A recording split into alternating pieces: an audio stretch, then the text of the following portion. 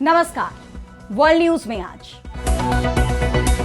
America का जंगी aircraft carrier Abraham Lincoln अब Oman की खाड़ी पहुंच चुका है, जिसके बाद कहा जा रहा है कि अमेरिका और ईरान के बीच कभी भी जंग शुरू हो सकती है।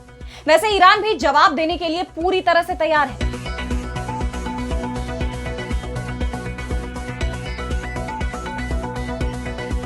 जंग की तैयारी दोनों तरफ से हो रही है। ईरान ने अपने सभी डिफेंस सिस्टम को एक्टिव मोड में तैनात कर दिया है, तो अमेरिका भारी हथियार मध्य पूर्व में पहुंचा रहा है। सैन्य परिवहन विमान ग्लोबमास्टर की 50 से ज्यादा उड़ानें बता रही हैं कि अमेरिका तेजी से हथियारों की सप्लाई कर रहा है। तल अवीव में अमेरिका और इजरायल के अधिकारियों की बैठकें हो रही हैं, तो ईरान ने चेतावनी दी है कि अगर जंग होती है तो अमेरिकी जहाजों को निशाना बनाएगा ईरान। ईरान ने अपनी पनडुब्बियों को भी जंग के लिए उतार दिया है। ईरान और अमेरिका के बीच बढ़ते इस तनाव पर हम करेंगे विस्तार से चर्चा, लेकिन आइए जरा उन खबरों को भी देख लें जिन पर आगे होगी बात। शेख हसीना की सरकार के खिलाफ अमेरिका ने रची थी साजिश का ऑडियो हुआ लीक। अमेरिका चाहता था बांग्लादेश में अपनी कठपुतली सरकार। चीन में तख्ता पलट करने वाले जनरल पर नए आरोप। अमेरिका को बेचे थे परमाणु सीक्रेट। कई और अधिकारियों पर हो सकती है कार्रवाई। अमेरिका की धमकियों पर आया कनाडा का बयान। चीन के साथ होने वाली ट्रेड डील पर रुख किया साफ। ट्रंप ने दी थी 100% टैरिफ लगाने की धमकी। और चलते चलते में देखेंगे पृथ्वी पर कहां से आया पानी, चंद्रमा से निकला बड़ा कनेक्शन। इन सभी खबरों पर हम विस्तार से करेंगे बात, लेकिन पहले एक नजर हेडलाइंस पर। अमेरिकी रिपब्लिकन सीनेटर टेड क्रूज का बड़ा दावा। बोले उपराष्ट्रपति जेडी वेंस की वजह से भारत और अमेरिका के बीच नहीं हो पाई ट्रेड डील। लीक हुई ऑडियो रिकॉर्डिंग। आखिरी बंधक की तलाश में इजरायल। गजा में आईडीएफ का बड़ा अभियान। रान ग्विली की वापसी पर टिकी सीजफायर की अगली कड़ी। ट्रंप के बोर्ड ऑफ पीस में शामिल होने पर घिरी पाकिस्तान की शहबाज सरकार। केपी सीएम ने सरकार को बताया यहूदी एजेंट। कहा फलस्तीनियों के खून के सौदागर हैं शरीफ और मुनीर। अमेरिका में बर्फीले तूफान का कहर। अब तक 13 लोगों की गई जान, कई लोग घायल, हजारों उड़ानें रद्द। तो ईरान और अमेरिका के बीच जंग तय मानी जा रही है। अमेरिका के साथ इजरायल भी ईरान से जंग लड़ेगा और इसके लिए ईरान पूरी तरह से तैयार हो चुका है। इस बार की जंग आर पार की होगी। या तो ईरान में सत्ता परिवर्तन होगा या फिर इजरायल का नामो निशान मिट जाएगा, क्योंकि इजरायल ही इस जंग में सबसे ज्यादा नुकसान उठाएगा और इसीलिए जंग को लेकर इजरायल में सबसे ज्यादा चिंता दिखाई दे रही है। इस वक्त अमेरिका से जो मैसेज आ रहे हैं उसमें एक बात तय है कि जंग को अब नहीं टाला जा सकता। अमेरिकी aircraft carrier Abraham Lincoln Iran के बेहद करीब पहुंच चुका है। वो ओमान की खाड़ी तक पहुंच चुका है और इसे अमेरिका का सबसे खतरनाक एयरक्राफ्ट कैरियर माना जाता है। लेकिन ईरान ने भी साफ कह दिया है कि इस तरह के एयरक्राफ्ट कैरियर उसका कुछ भी नहीं बिगाड़ पाएंगे। अमेरिका को चिढ़ाते हुए ये भी कह सकते हैं कि अमेरिका को अपनी ताकत दिखाते हुए ईरान ने राजधानी तेहरान के सेंट्रल स्क्वायर में एक बड़े बिलबोर्ड पर पेंटिंग दिखाई है। इस पेंटिंग के जरिए ईरान ने अमेरिका को सीधी चेतावनी दी है। इस पेंटिंग में एक अमेरिकी एयरक्राफ्ट कैरियर पर हमला होते हुए दिखाया गया है। संदेश साफ है कि अमेरिका अगर एयरक्राफ्ट कैरियर अब्राहम लिंकन के जरिए ईरान पर हमला करता है तो ईरान उसके इस एयरक्राफ्ट कैरियर को समुद्र में डुबो देगा। दरअसल 22 जनवरी को अमेरिकी राष्ट्रपति डोनाल्ड ट्रंप ने दावा किया था कि हमारा एक बहुत बड़ा एयरक्राफ्ट कैरियर ईरान की तरफ जा रहा है और शायद हमें इसका इस्तेमाल नहीं करना पड़ेगा। वैसे ट्रंप जो बात कहते हैं हकीकत में उसका उल्टा ही करते हैं। अगर वो ये कह रहे हैं कि हमें इस एयरक्राफ्ट कैरियर का इस्तेमाल नहीं करना पड़ेगा, तो ये तय माना जा रहा है कि ट्रंप वो बड़ा फैसला ले चुके हैं और इसीलिए ईरान ने अमेरिका को संदेश भेज दिया है कि अगर ट्रंप ईरान पर हमले के बारे में सोच रहे हैं तो ईरान इस एयरक्राफ्ट कैरियर को सुरक्षित नहीं रहने देगा।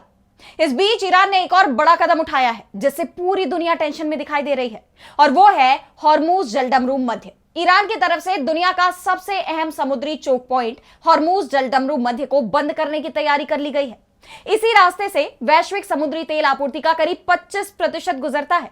ऐसे में ईरान की चेतावनी ने पूरी दुनिया को टेंशन में डाल दिया है। ईरान ने हॉर्मूज जलडमरू मध्य में फतेह क्लास की एक सेमी हैवी अटैक पनडुब्बी और गादर क्लास की मिजेट पनडुब्बी तैनात कर दी है।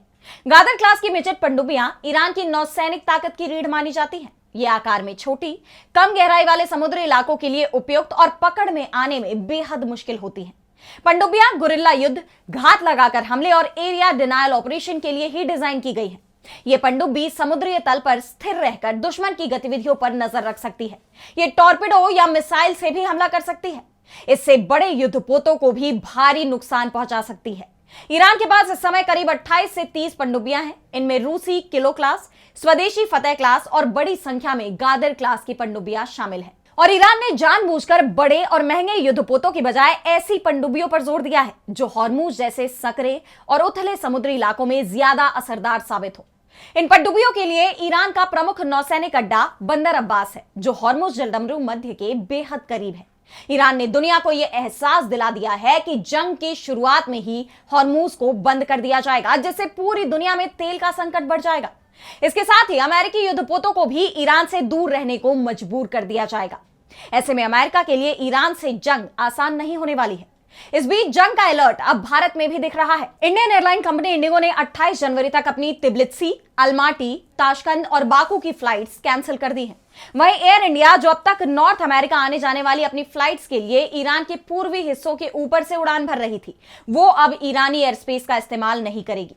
इससे पहले European union aviation safety agency यानी EASA ने 16 जनवरी को एडवाइजरी जारी की थी, जिसमें ईरान के एयर स्पेस को लेकर एहतियात बरतने को कहा गया था।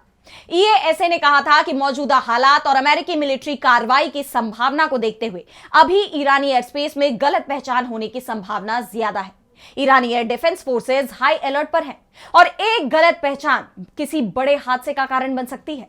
इसके बाद से यूरोप की एयरलाइन कंपनियों ने मध्य पूर्व में अपनी कई उड़ानें रद्द कर दी हैं और अब इंडियन एयरलाइंस कंपनियां भी अपनी उड़ानों में बदलाव कर रही हैं। और अब बढ़ते हैं अगली खबर की तरफ, जहां हम बात करेंगे बांग्लादेश की। तो बांग्लादेश में आम चुनाव होने में महज 16 दिन का वक्त बाकी है। 12 फरवरी को देश में नई सरकार का चुनाव होना है, लेकिन उससे पहले जो खुलासा सामने आया है उसने पूरे बांग्लादेश को ही नहीं बल्कि दुनिया में भी तहलका मचा दिया है। जिसके बाद बांग्लादेश में 2024 में हुई शेख हसीना सरकार के तख्ता पलट को लेकर एक बार फिर गंभीर सवाल खड़े हो गए हैं। दरअसल स्टैट न्यूज ग्लोबल की तरफ से एक लीक हुई राजनयिक रिकॉर्डिंग जारी की गई है, जिससे दक्षिण एशियाई राजनीति में हलचल मच गई है।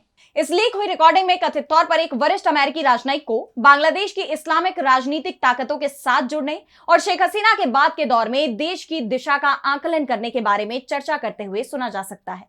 आप जानते हैं कि अवामी लीग पहले से ही यह दावा कर रही थी कि यह तख्ता पलट विदेशी साजिश है, इसके पीछे अमेरिका का हाथ है। आरोप ये लगाए जा रहे थे कि पूर्व पीएम शेख हसीना ने सेंट मार्टिन द्वीप को अमेरिका को देने या वहां कोई सैन्य अड्डा बनाने की इजाजत देने से इनकार कर दिया था। इसलिए अमेरिका ने बांग्लादेश में अपने पसंद की सरकार बनवाने के लिए तख्ता पलट की साजिश रची। और अब स्ट्रैट न्यूज ग्लोबल की इस रिपोर्ट ने अमेरिका पर लगे उन आरोपों को और बल दे दिया है। इसे लेकर पूर्व शिक्षा मंत्री मोहिबुल हसन चौधरी ने तीखी प्रतिक्रिया देते हुए कहा कि यह ऑडियो इस बात की पुष्टि करता है कि अगस्त 2024 का तख्ता पलट पूरी तरह से स्वैच्छिक या ऑर्गेनिक आंदोलन नहीं था, बल्कि इसके पीछे बाहरी शक्तियों का हाथ था। इसके साथ ही अवामी लीग ने मोहम्मद यूनुस के नेतृत्व वाली अंतरिम सरकार की वैधता पर भी सवाल उठाए हैं। इन हालात में इस रिपोर्ट का आगामी चुनाव पर असर पड़ना तय माना जा रहा है, यानी बांग्लादेश में हवा बदल सकती है। वैसे फिलहाल तो उनका भारत विरोधी रुख बरकरार है। राजधानी दिल्ली में शेख हसीना के एक सार्वजनिक कार्यक्रम में भाषण देने पर बांग्लादेश की अंतरिम सरकार बौखलाई हुई है, क्योंकि अंतरिम सरकार को भी इस बात का एहसास है कि आज भी शेख हसीना की आवाज बांग्लादेश की आवाम पर बड़ा असर डालने की क्षमता रखती है। ऐसे में चुनाव से पहले उनके भाषणों को लेकर यूनुस सरकार ने भारत पर नाराजगी जाहिर की है। यूनुस सरकार ने कहा कि हम इस बात से हैरान और स्तब्ध हैं कि भगोड़ी पूर्व प्रधानमंत्री शेख हसीना को दिल्ली में एक सार्वजनिक कार्यक्रम को संबोधित करने की इजाजत दी गई। शेख हसीना, जिन्हें बांग्लादेश के अंतर्राष्ट्रीय अपराध न्यायाधिकरण द्वारा मानवता के खिलाफ अपराधों में दोषी ठहराया गया है, उन्होंने 23 जनवरी को दिल्ली में एक कार्यक्रम में न केवल मौजूदा बांग्लादेश सरकार को हटाने की बात की, बल्कि अपने समर्थकों और आम जनता को हिंसा और आतंकवाद के लिए उकसाया। बांग्लादेश सरकार का मानना है कि ये सारी कोशिशें आगामी आम चुनावों को बाधित करने की साजिश का हिस्सा है। उन्होंने इसे बांग्लादेश की जनता और सरकार की अवमानना बताया है। शेख हसीना को शरण देने को लेकर यूनुस सरकार तो पहले से ही भारत पर भड़की हुई है और वो बार बार हसीना के प्रत्यर्पण की मांग भी कर रही है, लेकिन भारत ने अब तक इस पर कोई ठोस प्रतिक्रिया नहीं दी। इस बीच बांग्लादेश के टेक्सटाइल मिल मालिकों ने भी भारत के खिलाफ मोर्चा खोल दिया है। बांग्लादेश टेक्सटाइल मिल्स एसोसिएशन यानी BTMA ने चेतावनी देते हुए कहा है कि अगर सरकार जनवरी के अंत तक यार्न यानी धागे के ड्यूटी फ्री इंपोर्ट को खत्म नहीं करती है तो 1 फरवरी से देश भर की मिलों में काम बंद कर दिया जाएगा। यानी चुनाव से पहले बांग्लादेश में भारत का जमकर विरोध देखा जा रहा है। अब सवाल ये उठते हैं कि क्या ये महज चुनावी तस्वीर है या बांग्लादेश और भारत के रिश्ते वाकई बिखर चुके हैं। और अब बढ़ते हैं अगली खबर की तरफ और बात करते हैं चीन की।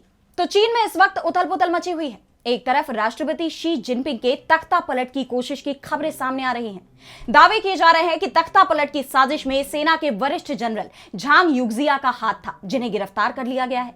लेकिन चीन की तरफ से इस बात की पुष्टि नहीं की जा रही है कि जिनपिंग के खिलाफ सेना के अंदर विद्रोह हुआ था। झांग को चीन के राष्ट्रपति शी जिनपिंग का काफी करीबी माना जाता था। दोनों बचपन के दोस्त थे, लेकिन अब उन्हें बर्खास्त कर गिरफ्तार कर लिया गया है। बर्खास्तगी से पहले 75 साल के झांग युक्जिया चीन की सेना में बहुत ताकतवर हैसियत रखते थे। विदेश के शक्तिशाली सेंट्रल मिलिट्री कमीशन के 2 वाइस चेयरमैन में सीनियर पद पर थे। सेंट्रल मिलिट्री कमीशन चीन की सेना के बारे में फैसला लेने वाली कम्युनिस्ट पार्टी की सुप्रीम बॉडी है और चीन के राष्ट्रपति इसके चेयरमैन होते हैं। वहीं झांग को हटाए जाने के मामले में चीन की तरफ से कहा जा रहा है कि उन्होंने देश के साथ गद्दारी की है। वॉल स्ट्रीट जर्नल ने चीनी अधिकारियों के हवाले से झांग को लेकर एक रिपोर्ट लिखी है। इसमें कहा गया है कि झांग ने पैसे लेकर परमाणु से संबंधित खुफिया जानकारी अमेरिका के साथ शेयर की है। इसकी जानकारी मिलते ही जिनपिंग ने उन्हें पद से बर्खास्त करने का फैसला लिया। वॉल स्ट्रीट जर्नल ने दावा किया है कि चीन के परमाणु कार्यक्रमों का संचालन करने वाली सरकारी company China national nuclear corporation के पूर्व महाप्रबंधक गु जून ने हाल ही में जिनपिंग को एक रिपोर्ट सौंपी थी। इस रिपोर्ट में झांग के बारे में जानकारी दी गई है और इस रिपोर्ट के बाद ही जिनपिंग ने झांग के खिलाफ सख्त एक्शन लिया। झांग के अलावा कई दूसरे अधिकारी भी इस वक्त जिनपिंग के निशाने पर हैं। चीन का परमाणु कार्यक्रम चलाने वाली सरकारी company China national nuclear Corp के पूर्व जनरल मैनेजर ने टॉप जनरल गु जून के खिलाफ कुछ सबूत दिए हैं। गु के खिलाफ भी कम्युनिस्ट पार्टी के खिलाफ अपराधों के लिए जांच चल रही है। रक्षा मंत्रालय के बयान में कहा गया है कि कमीशन के एक और सदस्य लियू जेनली को भी जांच के दायरे में रखा गया है। लियू कमीशन के जॉइंट स्टाफ डिपार्टमेंट के चीफ ऑफ स्टाफ है। चीन में कई वरिष्ठ अधिकारियों पर गिरफ्तारी की तलवार लटक रही है, जिसके बाद यह भी कहा जा रहा है कि जिनपिंग अपने वफादारों की फौज तैयार कर रहे हैं, जिससे उनकी सत्ता को किसी भी तरह का कोई खतरा ना हो। और अब अगली खबर में बात करते हैं अमेरिकी धमकियों के बाद कनाडा के बड़े फैसले की। तो कनाडा और अमेरिका के बीच बीते कुछ वक्त से काफी तनाव देखा जा रहा है। अमेरिकी राष्ट्रपति डोनाल्ड ट्रंप कभी कनाडा को अमेरिका का 51वां राज्य बताकर तो कभी टैरिफ की धमकियां देकर लगातार कनाडा का गुस्सा भड़का रहे हैं। पीएम मार्क कार्नी ने तो अमेरिका के साथ सारे व्यापारिक संबंध तोड़ने का भी फैसला कर लिया था। उन्होंने देश की जनता से स्वदेशी बनने की अपील की थी, लेकिन अब अचानक उनके रुख में बदलाव देखा जा रहा है। कार्नी ने चीन के साथ कनाडा के मजबूत होते रिश्तों पर अपना रुख साफ किया है और बताया है कि कनाडा अमेरिका और मेक्सिको के साथ अपने मौजूदा ट्रेड पैक्ट के तहत की गई प्रतिबद्धताओं से बंधा हुआ है। हम बिना पहले बताए नॉन मार्केट इकोनॉमी वाले देशों के साथ फ्री ट्रेड एग्रीमेंट नहीं करेंगे। हमारा चीन या किसी भी दूसरी नॉन मार्केट इकोनॉमी वाले देश के साथ ऐसा कुछ भी करने का इरादा नहीं है। हमने चीन के साथ जो किया है वो पिछले कुछ सालों में सामने आई कुछ दिक्कतों को ठीक करना है। अब मार्क कार्नी का यह बयान ट्रंप की बार बार धमकियों के बाद आया है। दरअसल दोनों देशों में बयानबाजी तब शुरू हुई जब अमेरिकी राष्ट्रपति ने कनाडा को अमेरिका का हिस्सा बताते हुए एक मैप शेयर किया।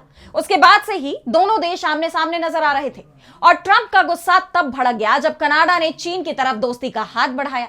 चीनी राष्ट्रपति शी जिनपिंग की कार्नी के साथ मुलाकात हुई, जिसके बाद ट्रंप ने कनाडा पर 100% टैरिफ की धमकी दे दी।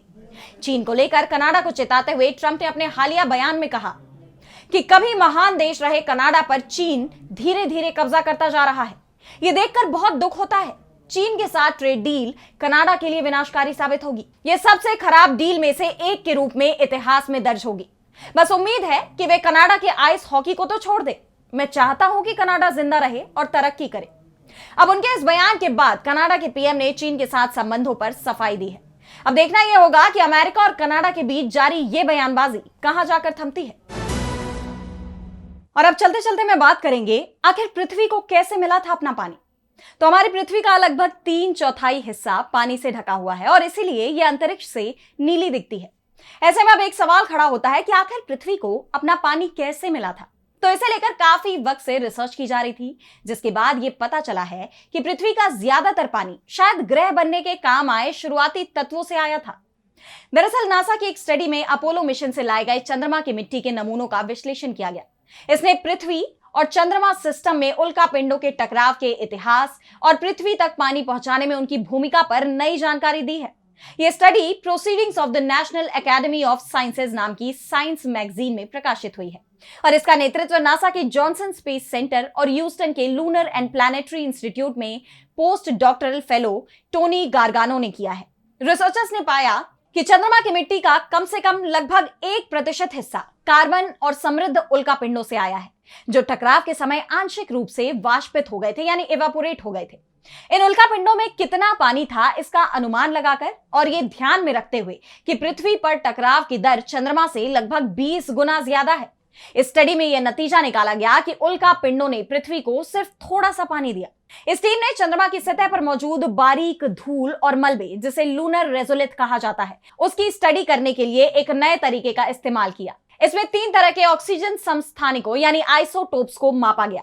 ये आइसोटोप्स उल्कापिंडों के टकराव के दौरान भी स्थिर रहते हैं, इसलिए वो आने वाले उल्कापिंडों से आए पदार्थ की पहचान करने के लिए एक भरोसेमंद फिंगरप्रिंट की तरह काम करते हैं। बता दें कि चंद्रमा की मिट्टी में अरबों सालों के टकरावों का लगभग पूरा रिकॉर्ड सुरक्षित है।